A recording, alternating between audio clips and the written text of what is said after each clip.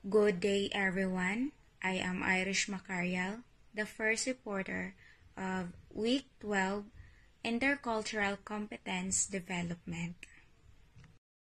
Intercultural competence means being able to communicate and interact effectively with people from different cultures.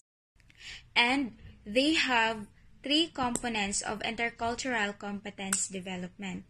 So, first is knowledge, the second is skills, and the last is attitudes.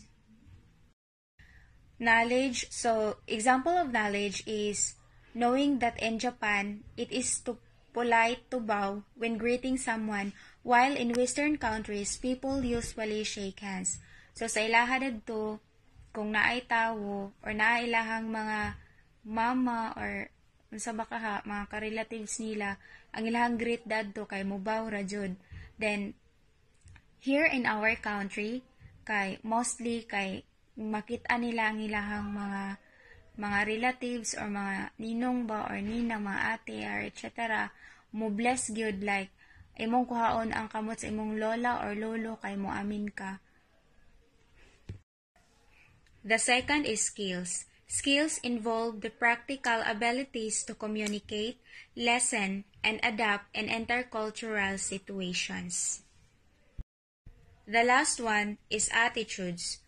Attitudes include openness, curiosity, and respect towards other cultures, which foster positive intercultural interactions. Having openness, respect, curiosity, and willingness to understand other people's cultures without judgment. So, example of attitude being respectful, even if someone's beliefs or customs are different from your own. Good day, everyone. I am Junilin Zimaladza. I am second reporter. My assigned topic is all about development model of intercultural sensitive. According to Melton Bennett's the developmental model of intercultural sensitives describe the developmental stage along which people of progress towards a deeper understanding and appreciation of cross-cultural differences. Originally developed by Melton Bennett in 1986 and adapted multiple times in the developmental model of intercultural sensitive. There are 6 development stages in intercultural sensitive. First, denial. Second, defense. Third, minimization. Fourth, acceptance. 5, adaptation. And 6, integration. Denial occurs when a people fail to recognize distinction among or consider them as being relevant. Second, defense. Defense against cultural differences occur when people perceive others' culture and polarize and consider zero-sum of ours against them terms. Third, minimization. When people assume that terms a distinct cultural worldview and asserted by others when they perceive their culture or value as fundamental of universal human values and apply on everyone. Fourth, acceptance. Acceptance cultural difference occur when people recognize that a difference beliefs and values are shared by culture and values shared and culture that different pattern of the behavior exists among culture and that the other's culture and legitimate and worldwide perspectives that should be respected and valued. Fourth, 5. Adaptation. When people are able to adapt the perspective and others' culture when they are emphasized and intercultural emotionally with experiences of others of the when they are interact are in the labs at authentic and appropriate ways by people of different culture. And the last is integration.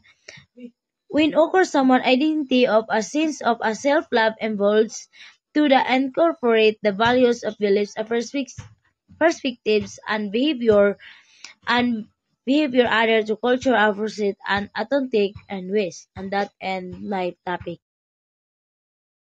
Hello everyone, my name is Eileen Gay Manabay and I am the third reporter and my assigned topic is all about empathy and perspective taking in intercultural competence development. First, let's tackle about empathy. So, what is empathy? Empathy is the ability to understand, appreciate, and connect with other perspective, feelings, and experiences of people from different cultural backgrounds.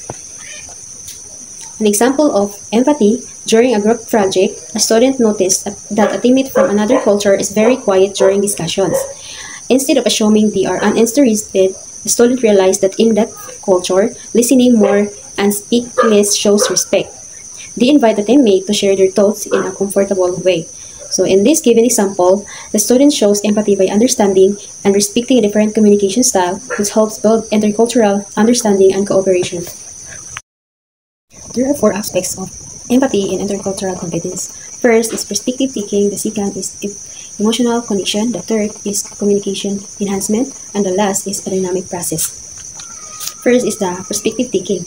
Empathy allows you to consider a situation from another person's cultural point of view, recognizing their values, beliefs, and practices may differ from your own.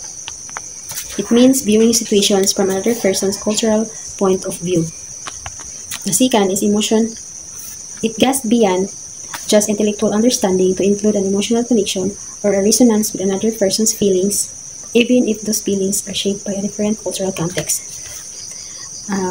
For example, comforting a Japanese friend of what because he or she feels sad, and you also help them and comfort them because you feel emotional also connection about what he or she feel. The third is the communication enhancement. Is fostering a deeper understanding. Empathy makes communication more effective and helps prevent misunderstandings and conflicts that can arise from cultural differences. It means empathy helps avoid misunderstanding and promotes clear interaction. For example, the manager listening patiently to employees from different countries to prevent conflict. The last is a dynamic process. In developing intercultural empathy is an ongoing process of listening respectfully and engaging a mutual exploration of different viewpoints rather than a one-time achievement.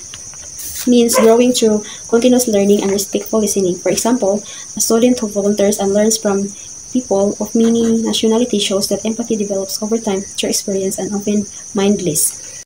Now let's proceed to perspective taking. It is the ability to understand and consider others' viewpoints, feelings, and experiences from their cultural context to develop cultural competence. An example of perspective taking: an American employee working in a company in India notices that meetings are often start later than scheduled. Instead of getting frustrated, we try to see the situation from their Indian colleague's perspective, understanding that in some cultures, relationship building and flexibility are valued more than strict punctuality. In this given example, in perspective taking, uh, the employee learns to appreciate the different cultural values around time and relationship. This strengthens misunderstanding and intercultural competence.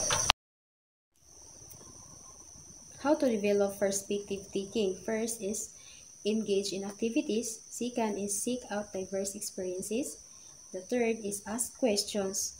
And the fourth is practice awareness. That's all.